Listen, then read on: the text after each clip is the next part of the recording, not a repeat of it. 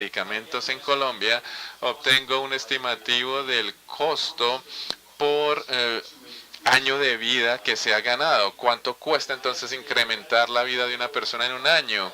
Y esto cuesta menos de 5.000 dólares americanos. Está más o menos en esa cifra. Entonces, de acuerdo a la Organización Mundial de la Salud, los nuevos medicamentos lanzados en Colombia fueron muy efectivos.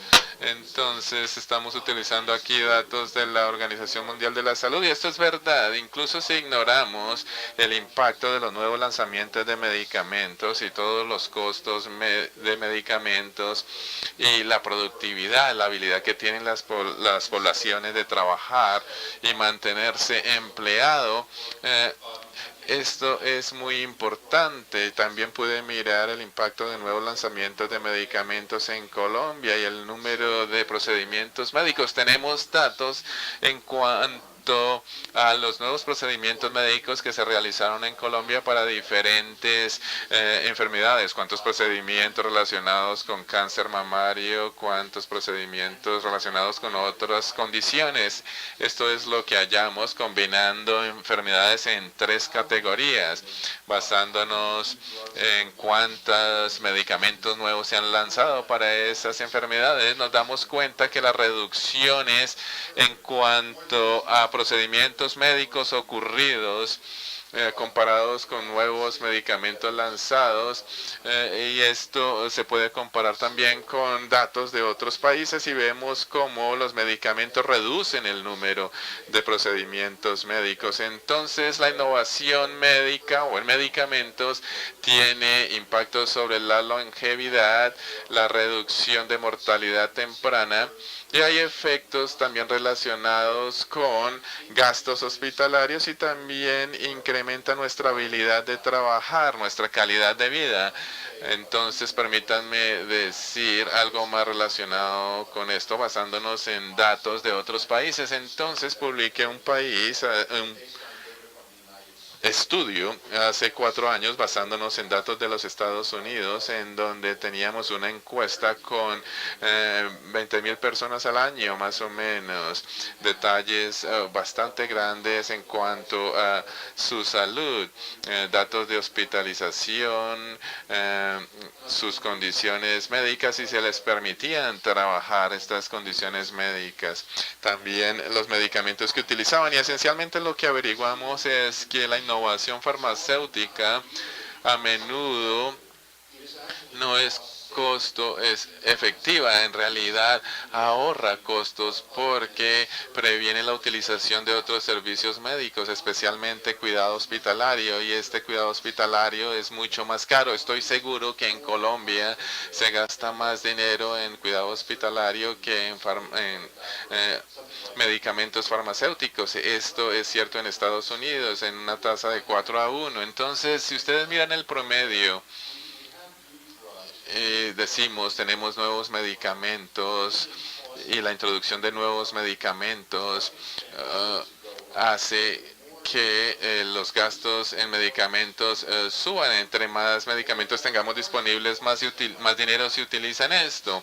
Pero entonces, cuando los nuevos medicamentos se introducen, ellos reemplazan viejos medicamentos. Entonces, el 25% del costo de nuevos medicamentos se compensa con la reducción de la utilización de viejos medicamentos. Pero la reducción grande tiene que ver con gastos hospitalarios en pacientes.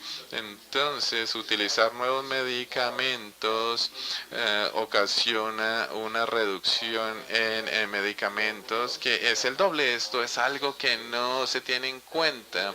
Nosotros vemos los gastos farmacéuticos como algo aislado en un silo y deberíamos mirarlo de forma más holística, mirarlo desde el punto de vista de gastos relacionados. Un punto último que me gustaría presentarles, yo estoy creando una nueva publicación relacionada con inhabilidades físicas. No deberíamos mirar solo la cantidad de vida que estamos generando, debemos también mirar la calidad de vida, los años que estamos permitiéndole a las personas vivir, pero también la calidad de vida que ellos tienen durante esos años. Entonces los economistas miran a esto de esta forma, la calidad de vida, si la pudiéramos medir en una escala entre 0 y 1. 1 es tú estás con perfecta salud, 0 tú estás muerto. Entonces podemos medir la calidad de vida en una escala de 0 a 1 y a menudo podríamos pensar que en esta encuesta en Europa, en muchos países europeos, ellos le preguntan a las personas, ¿qué tan limitado estás tú en tus actividades? Y básicamente el 57% de la población dice, no tengo ninguna limitante. Es muy cercano está a tener una salud perfecta. El 30% de la población dice, sí, tengo una limitante, pero no severa. Y luego tenemos el 30% de la población que dice, yo tengo una limitante severa, en realidad no puedo hacer las cosas que quiero hacer por mi condición de salud. Entonces esto se puede ver como una escala de calidad de vida. Las personas que tienen limitantes severas están en la parte de abajo de la escala. Entonces lo que yo hago en este estudio, hemos tenido muchos estudios clínicos relacionados con algunos medicamentos que muestran que algunos medicamentos reducen las inhabilidades físicas. Por ejemplo, la utilización del Andronate reduce limitantes relacionadas con osteoporosis.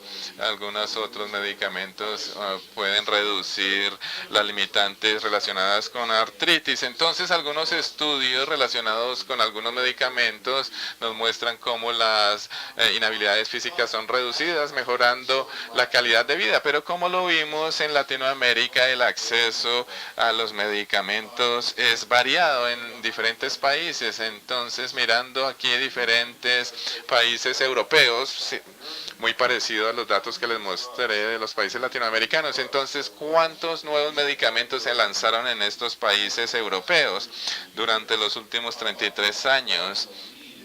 Y tenemos Alemania, líder, 735 nuevos medicamentos se lanzaron en este país durante ese periodo. Recuerde que Colombia tuvo 476. Entonces, 50% más medicamentos fueron lanzados en Alemania durante los últimos 30 años comparado con Colombia. Pero entonces, eso es una tendencia de Europa. Entonces, comparemos a Suiza y Suecia. Miremos cuántos nuevos medicamentos se lanzaron para enfermedades específicas en Suecia y Suiza. Lo que vemos es que 5 más medicamentos se lanzaron para hipertensión en Suiza comparado con Suecia, pero hubo 4 menos medicamentos para cáncer en los riñones. Entonces, si eres paciente de riñones, te va mejor en Suecia que en Suiza porque tienes más medicamentos para esa enfermedad en ese país.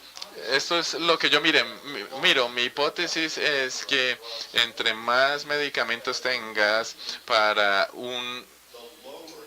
una enfermedad en un país, menores inhabilidades físicas vas a tener relacionadas con esa enfermedad en ese país. Entonces, aunque tengo limitantes relacionadas con mi enfermedad, voy a tener menos limitaciones y tengo más acceso a medicamentos en ese país. Entonces, utilizando datos de 31 enfermedades seleccionadas en 46,000 personas. Entonces tuvimos una encuesta en 46,000 personas en un país para averiguar qué tantas inhabilidades tenían relacionadas con una enfermedad. Entonces esto es lo que hago.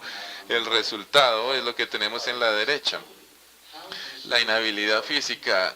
¿Qué tan habilitado estás con diferentes enfermedades en diferentes países, tengo formas de medirlas, entonces primordialmente me interesa saber cómo esto es impactado por el número de medicamentos lanzados para esa enfermedad en ese país. De nuevo, entonces tengo una ecuación que me ayuda a estimar esa relación. No les voy a mostrar todos los detalles aburridos de esto, pero sí les quiero decir que nos podemos imaginar. Miremos entonces la probabilidad de tener una limitante severa.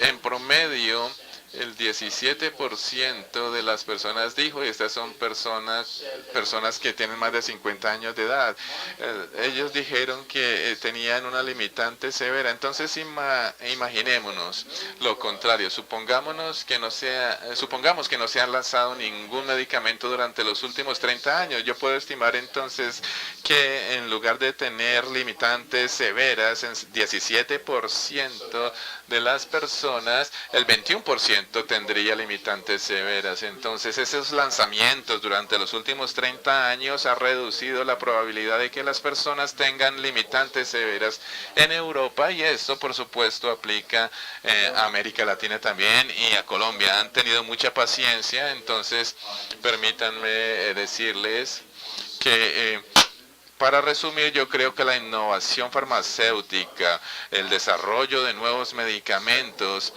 nos ha entregado muchos beneficios. No solo la reducción en inhabilidades físicas, pero también la reducción en costos hospitalarios. Muchas gracias.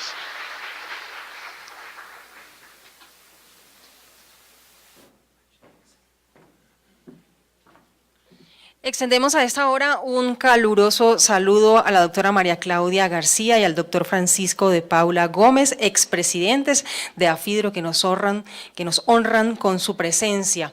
Y aquí me voy a permitir hablar de lo que hemos hablado en toda la mañana, de lo que estamos pensando, y es en lo importante de la vida. Por supuesto que la familia, el trabajo, el conocimiento es importante en la vida, pero si me permiten hacer una alusión muy personal, no es menos importante en la vida reencontrarnos con la gente que queremos, con la gente que conocemos y con la gente que trabajamos. Creo que este evento nos ha permitido eso, reencontrarnos con viejos amigos, con viejos compañeros que hace muchos años no veíamos. Y nos hace pensar que también es importante volver a vernos para recordar el pasado, como lo hemos hecho a lo largo de esta mañana, pero también planear el futuro. Y eso es uno de los objetivos principales que tenemos. Lo digo porque veo aquí a todas mis fuentes. Yo soy periodista de salud, orgullosamente periodista de salud, no porque me lo hayan encargado, sino porque yo pedí hacer eso. Y veo aquí a los pacientes que son mis fuentes, a los pacientes trasplantados, a la gente de la industria, por supuesto, a los colegas de los medios de comunicación. Y creo que todos estamos unidos por lo mismo, alguien lo dijo, salud para todos. Y en ese reto, además, tenemos otra premisa que nos las dio el doctor presidente de la Junta Directiva de AFIDRO muy temprano en la mañana. Para ese reto de salud para todos, debemos dejar de pensar que la innovación es peligrosa para la sociedad. Los invito ahora a ver el tercer video de la mañana y recuerden que este proyecto está disponible en fanpage, Lo Importante de la Vida. Este es un espacio para resolver las preguntas que tienen ustedes sobre esa pregunta que ha asediado a la humanidad. ¿Qué es lo importante? ¿Por qué vivimos y para qué vivimos?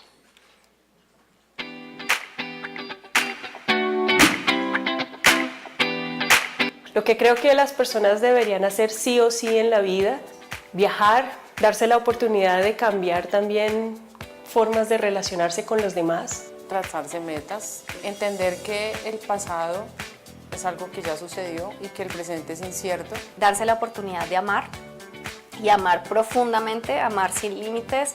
Deberíamos amar, tener una mascota y hacer un deporte.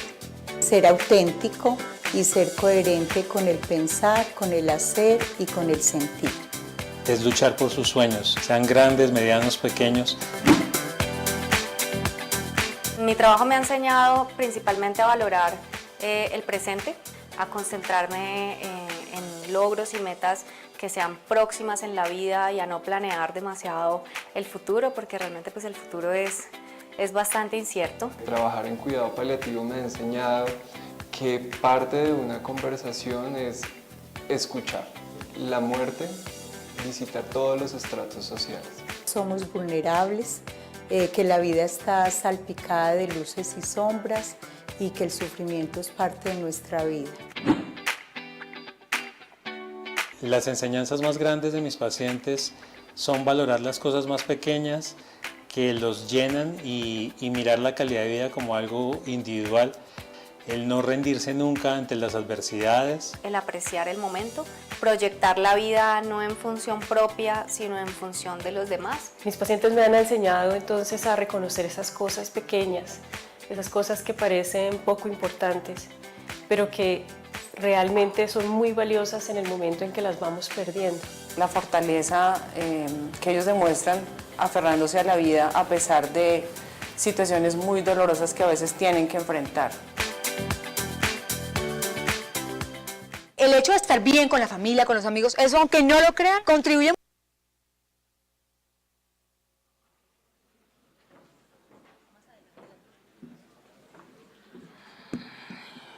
Nuestro siguiente invitado es el doctor Daniel Coriat, quien presentará las conclusiones de la encuesta de inversión y competitividad farmacéutica 2017, conocida en el mundo entero como BCI Survey, estudio anual que se ha vuelto punto de referencia para el diseño de políticas públicas en materia farmacéutica y que desde hace 2 años incluye a Colombia en su análisis.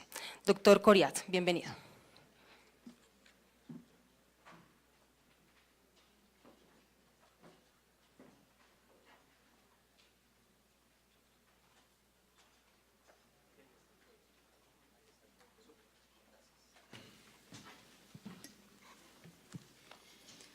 Buenos días a todos y muchas gracias a FIDRO de darme la invitación para presentar los resultados del BCI de este año.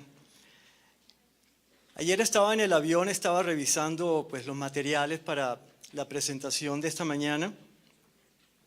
A FIDRO me había mandado un documento que describía el sistema de salud colombiano y hubo una parte que me impactó, tuve que leerlo 2 veces para darme cuenta de lo que estaba leyendo. Decía que la cobertura del sistema de salud de Colombia en el 93 era del 23%. En el 2015, 98%. No muchos países pueden reclamar un triunfo como este. A mí realmente me impactó más todavía que el gasto de bolsillo se haya reducido del 53% al 15%. Realmente es algo extraordinario los logros que se han tenido en Colombia. Entonces, claro, ahora la pregunta es, ya una vez ahora que tenemos esta cobertura universal, ¿cómo mantener la sustentabilidad? Cosa que hemos escuchado esta mañana repetidas veces, ofreciendo un sistema de salud de alto desempeño, en donde hayan cuidados de salud que sean de alta calidad sin quebrar el banco, ¿no? Bueno, es aquí en donde el profesor Lichtenberg, su presentación, puso en evidencia el rol que la innovación tiene en mantener la sustentabilidad de los sistemas, cómo estas nuevas moléculas ahorran y hacen que el sistema de salud sea más productivo. Entonces, claro, lo lógico es, queremos más innovación, queremos que nuestro sistema sea sostenible. ¿Cómo hacemos para que tengamos más innovación? Bueno, es aquí donde el BCI entra en acción. Porque Primero lo que voy a hacer es les voy a decir más o menos lo que voy a hacer en los próximos 20, 30 minutos. Les voy a explicar lo que el BCI es, para qué sirve. Les voy luego a presentar los resultados del último estudio que hemos hecho. Y les voy a poner a Colombia en contexto para que vean cómo figuró. Luego voy a mencionar dos casos de países con economías emergentes como Colombia, pero que obtuvieron puntajes muy elevados y que gozan en este momento de sistemas de salud sostenibles. Y finalmente les voy a describir un poco la trayectoria que Colombia ha tenido en el área de competitividad y cómo se perfila en el futuro. Bueno, a ver si le doy al botón que es. Le di al botón que es. Bueno, el BCI es básicamente una herramienta analítica que está diseñada como que a medir cuán atractivo un país es a la inversión extranjera en el sector biofarmacéutico. Como la herramienta es analítica, está basada en evidencia, está basada en real world evidence y en indicadores. Ahora, la mayor parte de la información que obtenemos vienen de ejecutivos de multinacionales basados en los países que estamos estudiando. Y claro, la pregunta lógica es, bueno, ¿y por qué no entrevistamos a otros actores del sistema de salud? ¿Verdad? La respuesta es un poquito, el nombre del estudio un poco revela el motivo. Porque estamos hablando de cuán atractivo el país es a la inversión extranjera. ¿Y quiénes son los que escriben el cheque al final del día para invertir en el país? Los ejecutivos de las multinacionales. Entonces queremos un poco medir cuáles son las opiniones y sentimientos que estos ejecutivos tienen del entorno donde ellos operan. Ellos, mejor que nadie, lidian diariamente con todos los retos y oportunidades que se presentan en los países. Obtenemos esa información, la tabulamos, la analizamos estadísticamente y con un modelo econométrico que hemos diseñado, le podemos entonces asignar puntajes a los países. Con los puntajes podemos ver obviamente qué país es muy atractivo y qué país no es muy atractivo. Bueno, aquí están los resultados del último estudio que hemos hecho del BCI. Es importante resaltar primero que del lado izquierdo de la montaña están países con economías desarrolladas. Y el motivo por el que segregamos estos países de las economías emergentes es, bueno, pues por supuesto que las oportunidades, los retos que estas economías tienen no son idénticos a las de las emergentes, ¿no? Entonces, para no estar comparando peras con manzanas, el análisis que le hemos hecho a las desarrolladas fue diferente al que le hemos hecho a las emergentes.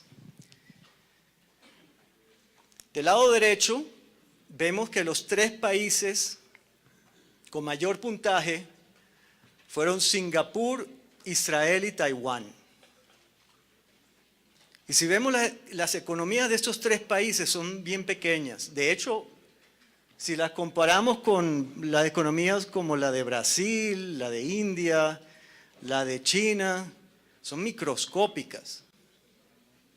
Lo que revela que a la hora de decidir dónde invertir y dónde no, el tamaño de la economía no es un factor controlador. Lo que más importa es que haya un ámbito de políticas económicas y normativas que favorezcan a la innovación. Y los tres países que están allá llegando casi a la cima son ejemplos que de entornos que son tan atractivos para la inversión extranjera, que son tan competitivos como economías desarrolladas.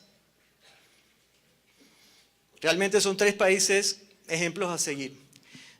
Yo voy a mencionar 2 de ellos en un ratico para un poco ver qué fue lo que ellos hicieron. Bueno, a nivel global, pasemos a nivel regional. Chile y Costa Rica lideraron la región y el consenso que escuchamos de las personas que entrevistamos pareciera indicar que ellos reconocen que ambos países tienen políticas coherentes diseñadas para elevar la competitividad de sus países. Un tercer puesto importante a mencionar aquí es México. Tiene ya tiempo con reformas para modernizar su sector biofarmacéutico y pareciera que están en un punto de inflexión. Pareciera que, según lo que estamos escuchando, las multinacionales se están empezando a poner a México en el mapa como un destino legítimo para la inversión. Colombia está por debajo de la media. Está en el puesto 6º de los 10 países de Latinoamérica que analizamos. Claramente un potencial subutilizado. Colombia está perdiendo terreno mientras otros países están ganando terreno.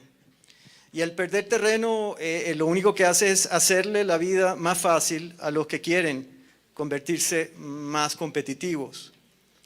Por eso, nuestro mensaje no solamente a Colombia, sino a todos los países que ceden terreno es reafirmar sus compromisos a la modernización de su sector para ser lo más competitivo posible.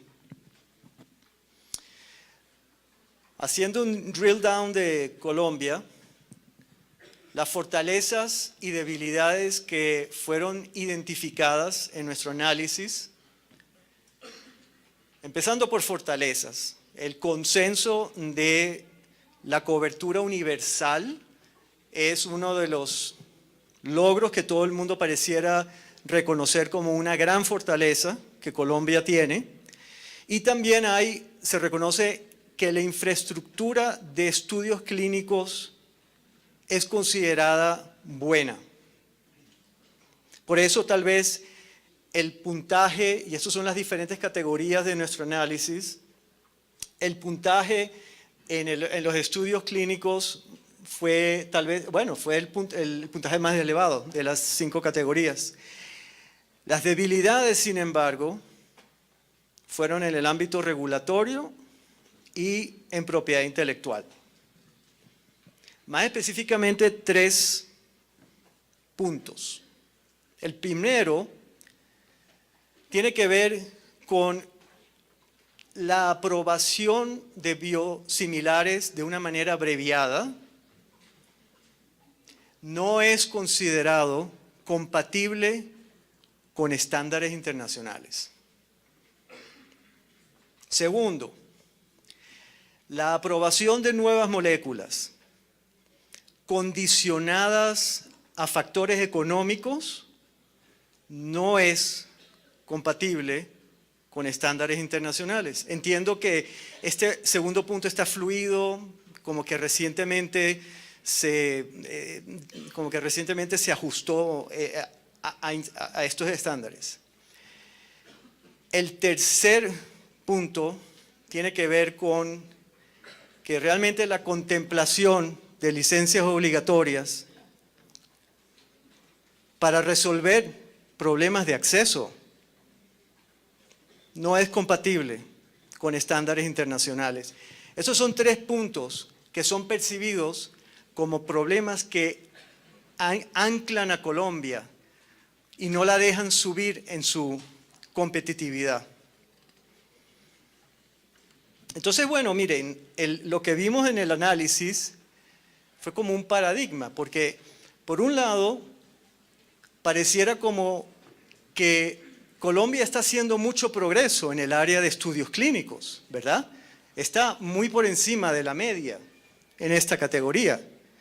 Sin embargo, por tener puntajes bajos en el área regulatoria y de propiedad intelectual, lo que sucede es lo siguiente. Esta gráfica tiene en el eje vertical número de estudios clínicos por millón de población en Colombia a lo largo de los años. Y observen lo que está pasando aquí. Está cayendo. A pesar de que estamos con puntajes muy altos en estudios clínicos. Ahora, esto no quiere decir que los estudios clínicos ya no hacen falta. Lo que quiere decir que los estudios clínicos están en otro lado. ¿Dónde están estos estudios clínicos? Bueno, esta gráfica un poco da la respuesta. Nuevamente en el eje vertical tenemos el número de estudios clínicos por millón de población. En el eje horizontal tenemos el índice del BCI, del estudio que hemos hecho.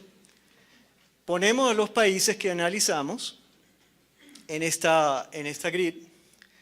Si hacemos una regresión estadística, vemos que la correlación es de 0.7. Del punto de vista estadístico es una correlación muy alta. O dicho en otras palabras, si tenemos un puntaje de BCI elevado, las probabilidades de que haya más estudios clínicos es mayor. Ahora vean el rectángulo azul aquí abajo, donde todos los puntos son rojos, Colombia incluido. Estos son países que no están usando su potencial para atraer estudios clínicos a sus países. Fuera de este rectángulo, los puntos son verdes. Son países de economías desarrolladas, con un par de excepciones, que es donde puse las banderitas. Tenemos a Singapur, tenemos a Israel, a Taiwán, a Corea. Chile como que está entrando también en esa corriente. Entonces, y estos son los que tienen banderita, pues son países que son de economías emergentes, igual que Colombia. Entonces, ¿qué hacen ellos para estar allá arriba que no estamos haciendo aquí abajo? Entonces, para un poco responder esta pregunta, voy a tomar el ejemplo de Singapur y de Israel. Y les voy a contar la historia de estos dos países, brevemente. Bueno, resulta que a mediados de los 90, Israel determina que el sector biofarmacéutico es de importancia estratégica. Se toma como meta convertirse en un centro de innovación mundial en el área de biotecnología, moderniza sus políticas económicas y normativas en ese sector. ¿Y qué quiero decir con modernizar? Estándares internacionales, no hace falta, no están reinventando la rueda. Y observen lo que pasa en el momento que esto sucede. La actividad de inversión se dispara.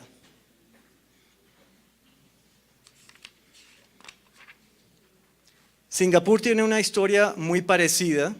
También a los mediados de los 90 deciden que el sector biofarmacéutico es de importancia estratégica, llevan sus estándares a niveles internacionales y el nivel de competitividad de ellos comienza a elevarse constantemente.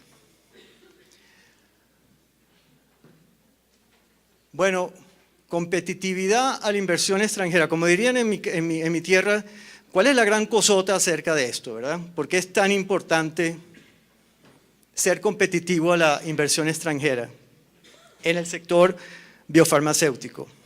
Bueno, resulta que el sector biofarmacéutico, como se mencionó esta mañana, el profesor Lichtenberg mencionó, es el sector que más invierte en investigación y desarrollo.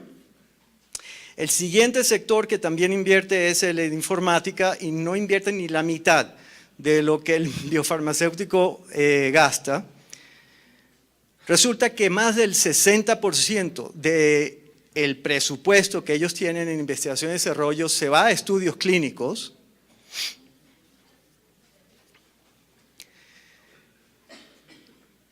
Y la pregunta es, bueno, ¿por qué queremos tanto? ¿Cuál es el cuento con los estudios? ¿Por qué queremos estudios clínicos? ¿Cuáles son los beneficios que traen los estudios clínicos? Bueno, yo empezaría tal vez con el beneficio humano, que para mí es el más importante. Porque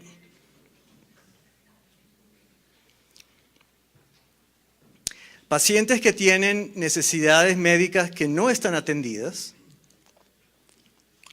por la tecnología que hay en este momento, de repente viene una nueva terapia que se está investigando, que le ofrece una nueva esperanza de vida al paciente y a su familia. Eso ya ahí, full stop, ya por eso queremos tener estudios clínicos en el país. Los que me conocen saben a qué me refiero. Yo viví en carne propia los beneficios de estudios clínicos. Pero no solamente es el valor humano de los estudios clínicos, es el valor directo económico que hay cuando pues, hay que contratar a personal altamente especializado, doctores, investigadores, proveedores de servicio, para llevar a cabo estos estudios. Esto es una economía de alto valor que todo país quiere estimular. Pero eso es solamente la punta del iceberg, porque las ramificaciones de la inversión extranjera en el sector biofarmacéutico son difíciles de medir, son tan grandes que están por debajo del agua, que yo diría tal vez, me cuesta darle un término a esta parte del debajo del agua, pero yo la voy a llamar el ciclo virtuoso. ¿Y a qué me refiero con esto? Vamos a volver a la historia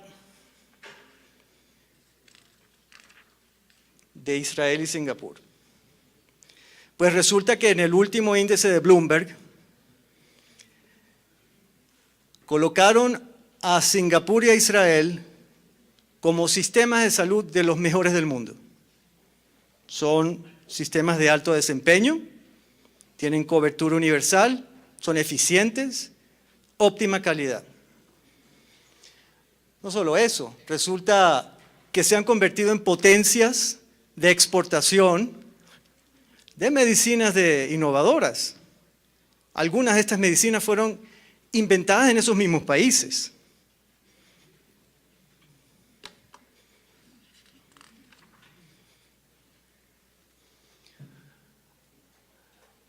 Singapur realmente es un país bien pequeñito.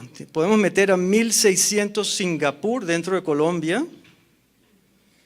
No tiene ninguna agricultura, no tiene ningunos recursos naturales, de pronto un poquito de pesca. La población de Colombia es 10 veces la de Singapur. La región de Tuas, al oeste del país, se ha convertido en un centro mundial de investigación y desarrollo. Estas son fotos reales de multinacionales que han invertido cantidades gigantescas en laboratorios de investigación y desarrollo para diseñar las próximas generaciones de medicina. Qué chévere sería tener esto en el eje cafetero. ¿Y por qué no? ¿Por qué no? Singapur es una economía emergente como Colombia. ¿Por qué no?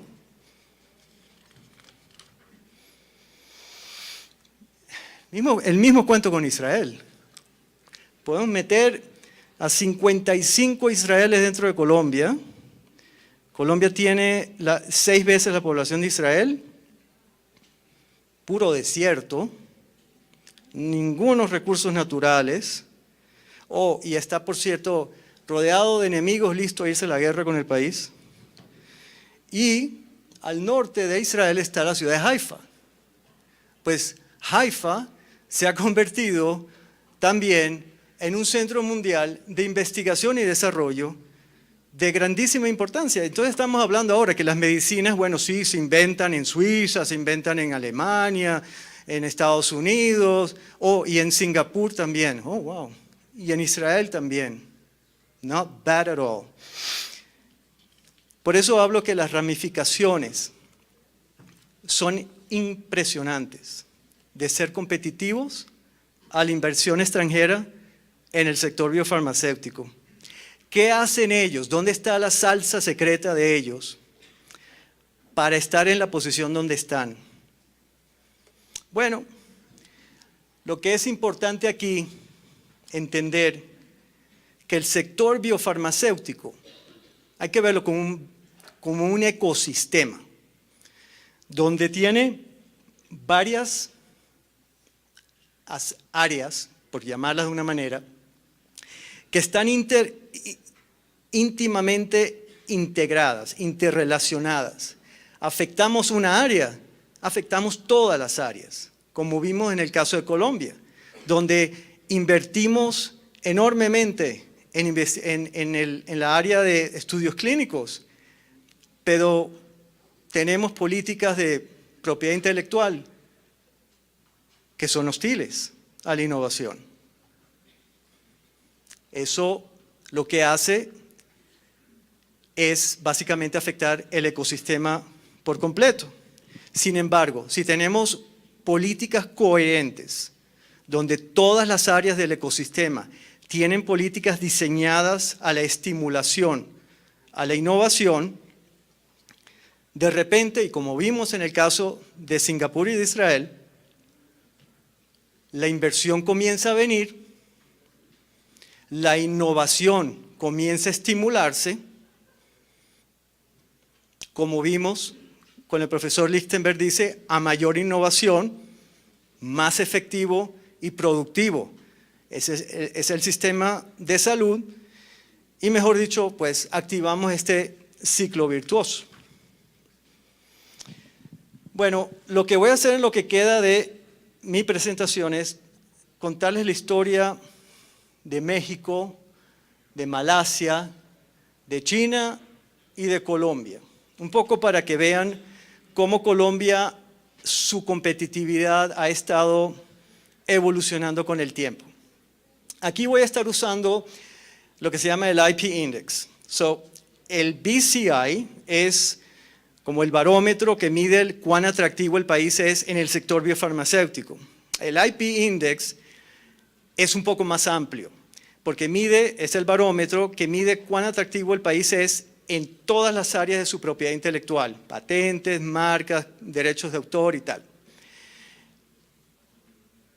Si ponemos en una gráfica el BCI y el IP Index y ponemos los países, vemos una altísima correlación de 0.74, lo que quiere decir que es razonable que usemos este índice en lugar del BCI, y también lo uso es porque pues no tenemos suficiente data en el BCI. El BCI es la 4ª edición, el IP Index está ya en su 6ª edición, hay más data donde podemos ver la evolución de los países. Lo que quiero mostrarles, vean cómo Malasia, México y Colombia están cabeza a cabeza en el 2014. Vean cómo después de estos 3, los puntajes saltan, pero saltan es para reflejar los países de economías desarrolladas, con una excepción, una flechita azul ahí. Esa flechita es Singapur. Bueno, para el 14 ya Singapur elevó sus estándares para ser tan competitivos como las desarrolladas. En el 15, seguimos cabeza a cabeza, Malasia, México y Colombia. Ahora tenemos 2 flechas, Singapur y Corea. Observen cómo en el 14 China estaba bien atrás. Ya en el 15 está como medio cerrando la brecha. Pasemos al 16 y el 17, donde ya de 2 flechas azules pasamos a 3 flechas azules. Singapur, Corea, Israel. Siguen los 3 mosqueteros ahí cabeza a cabeza, pero vean cómo China ya está empezando a cerrar esa brecha. En el 17, ahora son ya 4 flechas azules, es decir, economías emergentes que ya son tan competitivas como las desarrolladas. Singapur, Corea, Israel y Taiwán. Oh, pero ya los 3 mosqueteros ya son como 2 ahora. Entonces no solamente Colombia está perdiendo terreno, pero que ahora China le está pisando los talones. El último estudio que hicimos fue en el 18. De 4 pasamos ahora a 5 flechas azules. ¿Ven el patrón, no? Cada vez hay más países de economías emergentes que entran a niveles competitivos. Esto es una carrera que no para. Los países no operan en el vacío. Ya China le pasó a Colombia.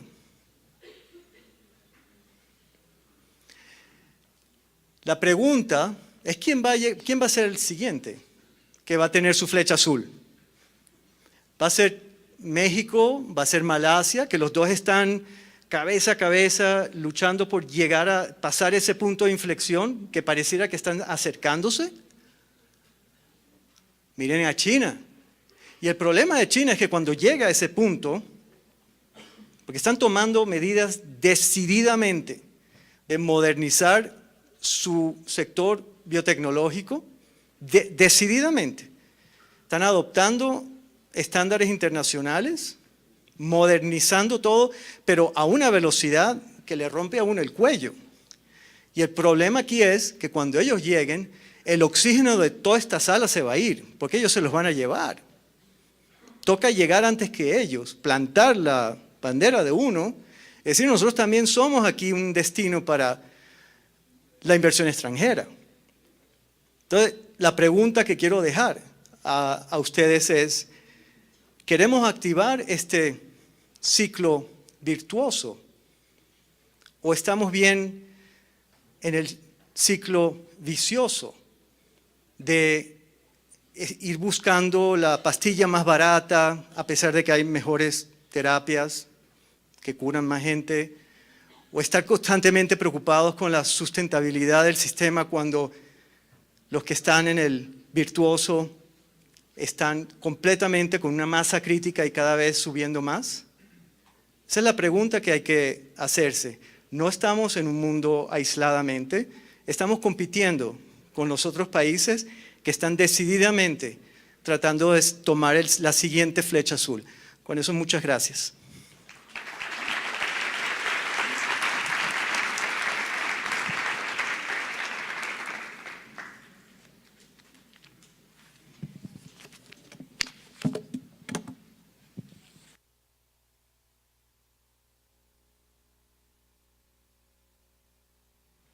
Daniel, muchas gracias. Profesor Lichtenberg, muchísimas gracias. Si al profesor Lichtenberg y al doctor Coriat les parece, vamos a abrir un espacio para breves preguntas, de modo que tal vez lo más lógico es pedirles que nos acompañen aquí en la tarima con los micrófonos, que no los veo por ahí, pero deben estar en camino. Y dedicaremos unos 5 o 10 minutos a este segmento de preguntas. En el entretanto, hago 2 anuncios parroquiales. Uno, el ministro de Salud se acaba de reportar, salió hace unos minutos de un tema personal que tenían, que todos más o menos conocemos cuál es, y viene corriendo para acá, va a llegar, entonces vamos a hacer una pequeña alteración de nuestra programación, vamos a continuar con nuestra programación en estos paneles y escucharemos al ministro quizás muy probablemente a título de cierre de nuestras discusiones. Y la segunda es que yo un poco arteramente le he pedido a un funcionario que todos respetamos mucho, lo conocemos, siempre nos escucha, no puedo decir que nos hace siempre caso, creo que creo que casi nunca nos hace caso, pero eso está bien, que es el doctor Francisco Javier Sierra, director de medicamentos del INVIMA. Le he pedido que, así improvisadamente y por fuera del programa, reaccione brevemente a lo que acaba de escuchar durante toda la mañana, pero especialmente a los planteamientos del profesor Lichtenberg y del doctor Coriat. Sabemos, Francisco Javier, que no todos los temas aquí son INVIMA, pero INVIMA obviamente es un ancla muy importante de todas estas discusiones, entonces sus reacciones improvisadas, pero siempre inteligentes, serán muy bienvenidas. Entonces, quizá lo que convenga es pedirle a Daniel y al profesor Lichtenberg que nos acompañen, escuchar a Javier y luego abrimos a las preguntas. Así que bienvenido, Francisco Javier.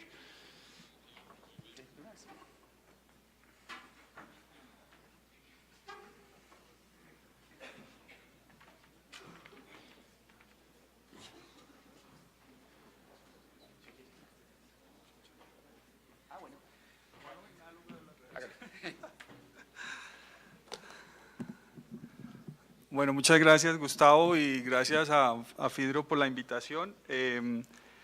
Nos unimos desde el INVIMA a la celebración de estos 60 años de historia. Como dice Gustavo, no estábamos nosotros en la agenda para hacer esta reacción, pero vamos a intentar. Lo primero es compartir el gusto de escuchar a los panelistas de la presentación del libro sobre los antecedentes históricos de la industria farmacéutica en el país, que como médico, pues eso no lo aprende uno en ninguna otra parte, sino en este trabajo. Fue muy enriquecedor conocer de esa historia. Compartimos que obviamente pues ha habido a través de los años y estos más de 50 años, situaciones en que se ha tenido que ajustar la industria pues a las realidades sociales y económicas del país. Creo que esa es una constante que se va a mantener porque pues es el curso natural de cualquier industria. Y ya específicamente a las presentaciones que hicieron y que nos antecedieron, tengo unos pocos comentarios. La primera, la del profesor Lichtenberg, asociada con qué tanto la innovación tiene impacto sobre el estimado de vida y el ahorro o la prevención de los años perdidos de vida que se prevén en un país. Lo primero es que coincidimos, por supuesto, que le debemos a la industria farmacéutica mucho de los logros que tenemos hoy en día de la expectativa de vida, no solo en Colombia, sino también en el mundo. Para nadie es un secreto que contar con terapias, con tratamientos terapéuticos innovadores han ayudado al manejo de muchas patologías con un alto costo o patologías que tienen un alto costo para la salud y para el sistema y los sistemas de salud en general. Creo, sin embargo, que hay un reto inmenso para la industria farmacéutica en general, porque como alguna vez lo dijo el ministro, y ojalá aquí no me le esté robando yo las palabras a él, pero él considera, y yo coincido, que a través de la historia de la industria farmacéutica se han cosechado los mejores frutos en el pasado. Y cuando él se refiere que se han cosechado los mejores frutos, yo le entendía que eran aquellas medicinas que habían tenido un aporte importantísimo en la prevención de las enfermedades y en el tratamiento o en las coberturas masivas de algunas patologías. Y aquí uno se puede referir a los antibióticos y a las vacunas. Que hoy en día los frutos que le quedan al árbol son frutos que cada vez están más altos y que le están apuntando a ganancias en sobrevida global o ganancia de vida con más estrechos márgenes de lo que se ganaba cuando se desarrolló la píldora anticonceptiva o se desarrollaron los antibióticos. Entonces, el análisis en el tiempo, desde el 82 hasta ahora, de cuánto las nuevas moléculas influyen en prolongar la expectativa de vida, creo que tendría un análisis transversal dependiendo de los años en que se están analizando y muy seguramente esas ganancias adicionales con las nuevas moléculas que se están desarrollando van a ser más difíciles de alcanzar por esto que acabo de mencionar. Lo segundo, el profesor mencionaba que se han hecho controles o que el tener datos de muchos países le ayudaba a controlar por posibles co-founders que pueden estar en el estudio. Pero yo creo que hay que mencionar algunos importantes, como primero, la sobrevida o la expectativa de vida no depende únicamente de los nuevos tratamientos. Habría que ver también cómo las acciones de salud colectiva y las acciones en salud pública relacionadas con prevención de factores de riesgo han tenido influencia sobre la expectativa de vida.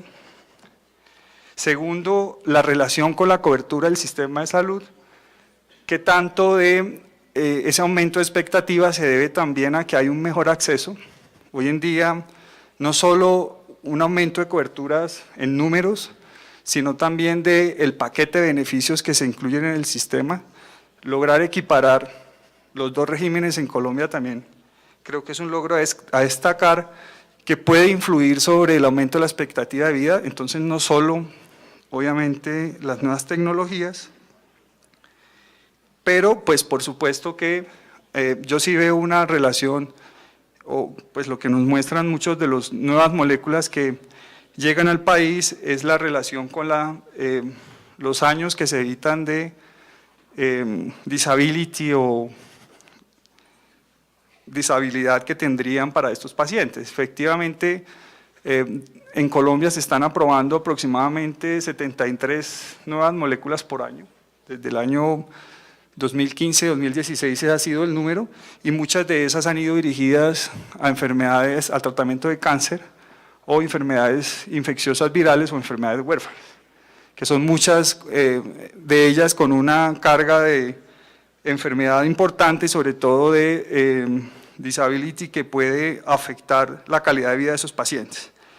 Y aquí, obviamente, entrando ya a los comentarios de la presentación de Daniel, pues vemos que hay Daniel empieza diciendo efectivamente que considera que algunas cosas del sistema colombiano pueden estar estimulando la inversión o hacer a Colombia atractivo para la inversión de la industria farmacéutica, y menciona características del sistema como la cobertura y la disminución de los gastos de bolsillo, pues básicamente por el sistema de índole social que tenemos en Colombia, financiado pues a través de los aportes que se hagan al sistema.